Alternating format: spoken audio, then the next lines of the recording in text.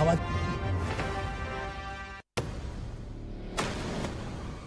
अभिवादन स्वीकार कीजिए ब्रजेश मिश्रा का और आप देखना शुरू कर चुके हैं द डिबेट। बहन भाइयों, भारतीय जनता पार्टी कभी कभी ऐसे काम करती है कि जिनके खिलाफ भी कर रही होती है वो भी उसे अपना मानते हैं और लोग हैरान, परेशान और स्तब्ध हो जाते हैं। भारतीय जनता पार्टी ने मुसलमानों को मोहब्बत का पैगाम भेजा है।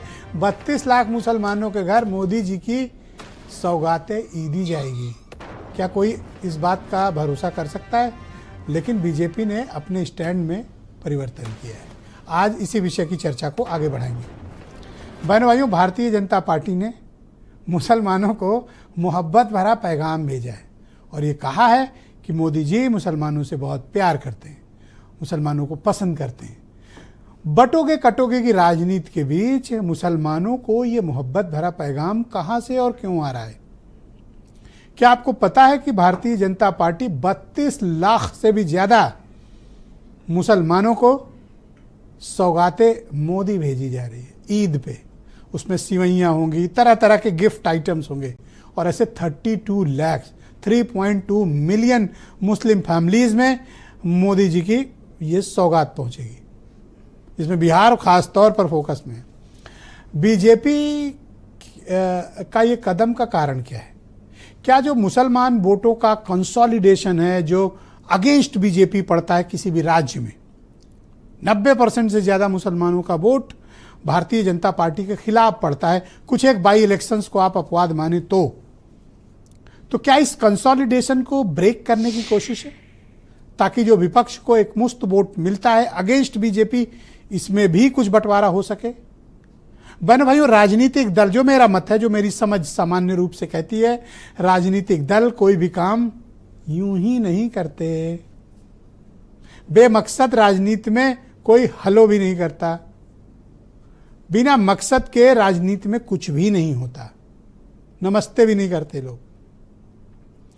तो इस कारण के पीछे माना जा रहा है कि बिहार का संभावित चुनाव मुसलमानों का नीतीश कुमार से थोड़ा डिस्टेंस मेंटेन करना, लालू यादव की पार्टी का स्ट्रांगली इस मुद्दे पर पिच करना और देश भर में जो पिछले पार्लियामेंट इलेक्शन का अभी मैंडेट आया उसमें मुसलमान वोटों का कंसोलिडेशन, ये विपक्ष को ताकत और बीजेपी को परेशान कर रहा है।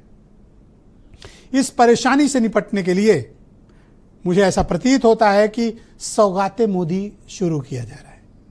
बीजेपी और मुसलमान से मोहब्बतें, जब ये पार्टी कहती है कि हम तुष्टीकरण की राजनीति नहीं करते, हम संतुष्टीकरण की राजनीति करते हैं, तो क्या ये 32 लाख किट जो सौगातें मोदी बांटी जाएगी, या जिसकी तस्वीर आप देख रहे हैं, मोदी जी की फोटो भी लगी है और भी नेताओं की लगी है, ये तुष्टीकरण है या संतुष्टीकरण है? क्या इस तरह की किट नवरात्रि में भी बांटी जाएगी? दिवाली पे भी बटेगी? बटनी चाहिए। उपहार मोदी ये आना चाहिए। तो क्या ये मुसलमानों को आकर्षित करने के लिए है, या कंसोलिडेशन रोकने के लिए है, या फिर वाकई में बीजेपी ने अपनी नीति, कार्यक्रम, एजेंडा में बदलाव लाया है? क्या उस समग्र एकता की बात करती है जहां मुसलमानों के लिए भी कोई सम्मानजनक स्थान हो? वैसे भाषणों में तो कहती है बीजेपी, लेकिन ग्राउंड फोर्सेस पर उनके एक्ट मुसलमानों के बिल्कुल विपरीत होते हैं। स्पेशली बटोगे कटोगे, स्पेशली महाराष्ट्र की पॉलिटिक्स। तो क्या ये बीजेपी की कोई राजनीतिक चाल है, या बीजेपी अपने जब से जन्म काल से क्या वो अपने राजनीतिक स्टैंड में कोई परिवर्तन लाना चाहती है, या वो भी कांग्रेस की तरह समग्रता के तरीके से बात करना चाहती है?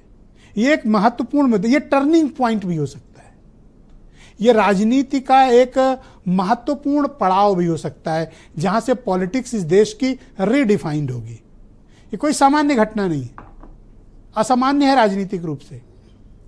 बीजेपी मुसलमानों से मोहब्बत, ईद पे सौगात, अनिल दुबे तक कोई बात नहीं हजम हुई और तो छोड़िए किसी को, लेकिन अब करनी पड़ेगी क्योंकि मोदी जी कर रहे हैं।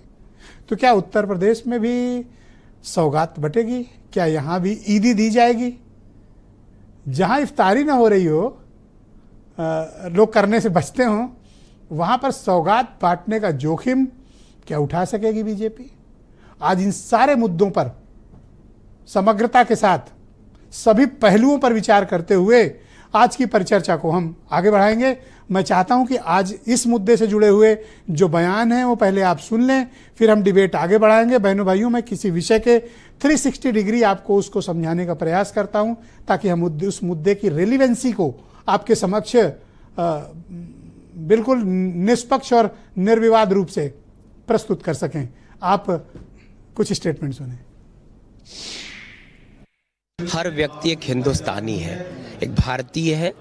किसी के तीज त्योहार पे उसको अपने खुशियों की सौगात देना ये सरकार का फर्ज है, चाहे वो ईसाइयत का त्यौहार हो, चाहे वो मुस्लिम भाइयों का त्यौहार हो, चाहे सिख भाइयों का त्यौहार। मुझको लगता है कि समाज को सबकी खुशियों में शामिल होने का सरकार ने जो निश्चय किया है उसके लिए हृदय की गहराइयों से बधाई और शुभकामना देना चाहता हूँ। बीजेपी के लोग नफरती भाषण छोड़ें, आपसी भाईचारे की बात करें।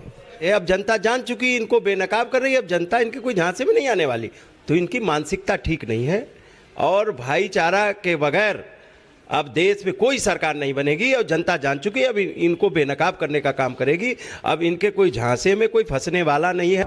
मोदी जी ईदी तो देना चाह रहे हैं मगर उनको एक सुरक्षित जीवन मुसलमानों को नहीं देना चाह रहे हैं। उनकी अस्मिता छीन ले रहे हैं, उनके घर पर बुलडोजर चल रहा है, उनके मस्जिदों पर बुलडोजर चल रहा है। तो इस माहौल, डर के माहौल के बीच में जब उन्हें डराया जा रहा है और परेशान किया जा रहा है उनके सरकारों में, भाजपा की सरकारों में, तब वो ईदी देने की बात करते हैं। साहब, ईदी मत दीजिए, दिल साफ करिए, उन्हें सम्मान दीजिए और एक भारतीय नागरिक के रूप में एक सुरक्षित जीवन दीजिए।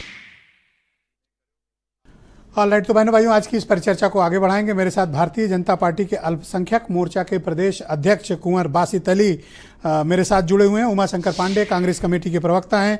देवकी नंदन मिश्रा जी मेरे साथ जुड़े हुए हैं, जाने माने पॉलिटिकल एनालिस्ट और पत्रकार हैं। हाजी हसन जाने माने मुस्लिम स्कॉलर हैं। अनिल दुबे राष्ट्रीय महासचिव राष्ट्रीय लोकदल के हैं और थोड़ी देर में समाजवादी पार्टी के प्रवक्ता राजकुमार भाटिया में ज्वाइन करेंगे और वीरेंद्र सिंह जी हमारे स्टेट हेड। स्वागत, धन्यवाद आप सभी का। बासित अली जी,